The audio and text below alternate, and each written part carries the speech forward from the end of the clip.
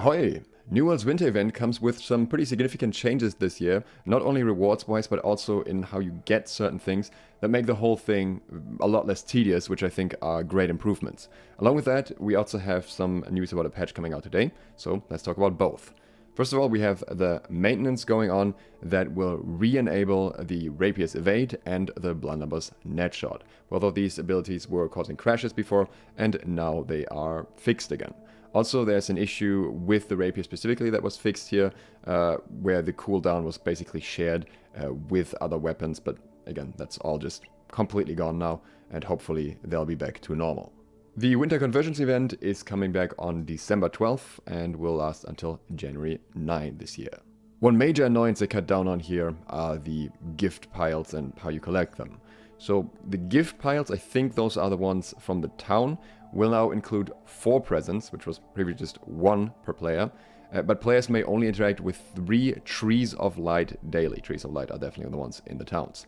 The gift piles will also include 2 white gypsum and 1 random holiday food. So you travel through 3 towns per day, which, I mean, you can pretty quickly do in comparison to doing all of them if you want to get all the rewards. And then additionally, you get the gift sack, which is the one that is in the winter village next to the Yeti. That will now provide 3 presents instead of 1, and that's on the first interaction, but you can only interact with 1 gift sack per day. Additionally, you also get 1 random holiday food.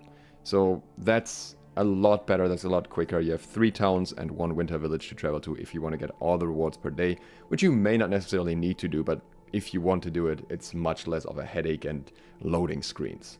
Honestly, I think they could have cut it down even more to just make it collect 1 town's rewards, but this is at least a significant improvement. Along with that, the resets are happening on a scheduled timer every single day, so if you log in at shortly before 5 AM, you can claim them twice in a row pretty much. The Winter Warrior also gets a very important reward upgrade, because along with coming back as a world boss, it'll now be dropping dark matter, and it'll drop 15 dark matter 3 times daily. That's not an insane amount by itself, but considering how quick it is to farm, I think this is very much worth it, especially since we're gonna need the winter hail spikes from the Winter Warrior anyways, as we'll be needing those for certain new items. The Gleamite meteors are also returning, and this time they are happening more often, which is in itself a good improvement, but unfortunately, as far as I understand it, they don't seem to be increasing the rewards that you get for farming them, which I think will mean that it's just way easier and more efficient to farm the Winter Warrior. I guess if you are actually walking across the open world a lot and just randomly coming across them, it could be worth it, but I think most people are not doing that much open world running unless you're specifically farming resources. And I think, yeah, generally it is likely that the Winter Warrior will be the much better farm. There are a bunch of new items on different tiers. As usual, you unlock the tiers by farming reputation for the event, which basically happens by doing anything related to the event. On the Merrymaker tier, we have a new flail with 400 gear score, swing snowball. I guess that's mainly for if you want the skin. Then on the Joybringer tier, we have a few visual rewards, a few housing items, wooden mobile, festive centerpiece, Gleamite string slides, and choo-choo train set. And then on the holiday region set, we're really amping it up. That's where the stuff that everyone wants will be now. So first of all, you have the pristine Gleamite crafting material for 700 gear score, but these are static perks for weapons, armor, and jewelry. And these are luck items. I haven't checked the jewelry yet, but at least the weapons and the armor are not really worth looking into unless you want to have 700 gear score luck items. But keep in mind that the luck doesn't change between 625 gear score and 700. So if you're purely getting this for luck, it's not really going to have a significant impact if you already have any other luck gear.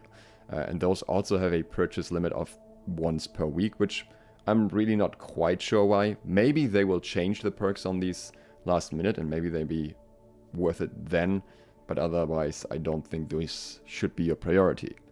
What should definitely be a priority is the next one here, which is the Azoth Inductor. You can get this once per week, and at least on the PTR, I think it was 10 tokens, so it was very, very cheap. If we see if it stays that way, but if it does, that's definitely something you want to grab every time. And along with that, we have the Chromatic Seal. which has a limit of once every 3 days.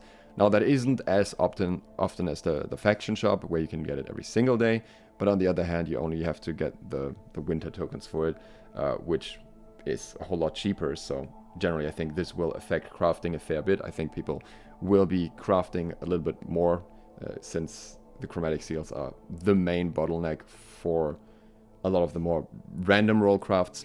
So that's going to be something that I think a lot of people will be grabbing. Along with that, we have a bunch of new skins as well. We have the Golden Wreath coat skin, Golden Wreath helmet, blah, blah, the whole Golden Wreath set here. And we have more pieces of the Winter Warrior set with the leggings and the boot skin, the Pop, the Bottle emote, Ice Skate emote, Jingle Bell emote, and Intricate Eclo camp skin. Of course, if there are certain rewards from last year that you don't have yet, you can also get them this year. They're not going away, they're mainly returning. I think, I'm not sure if there's anything that I'm missing out on that they maybe took out, but generally that can all be farmed again. It was a bit difficult to test the event on PTR because you need to have a full group of people actually wanting to do it. But of course, once this drops, I will give you an update on everything, how exactly things work this year, if there's anything else you need to pay attention to. So if you're interested in that and you're new to the channel, consider subscribing, clicking the bell so you get notified. You may also have noticed that in the past few days I have started, or in the next days as well, you'll see some videos coming out that are about other games.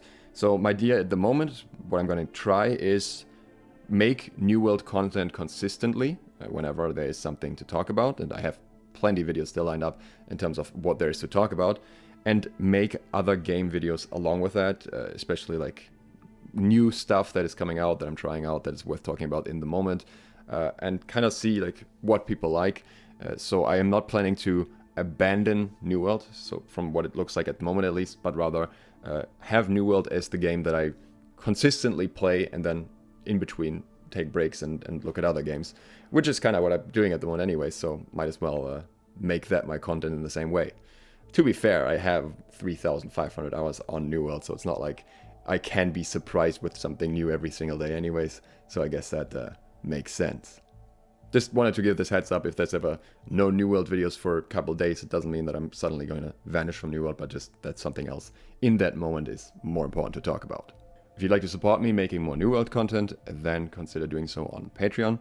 Thanks to all of my patrons who do exactly that. I get trading tips in return. I recently posted a new one. And yeah, thank you for watching. Duke Sloth, out.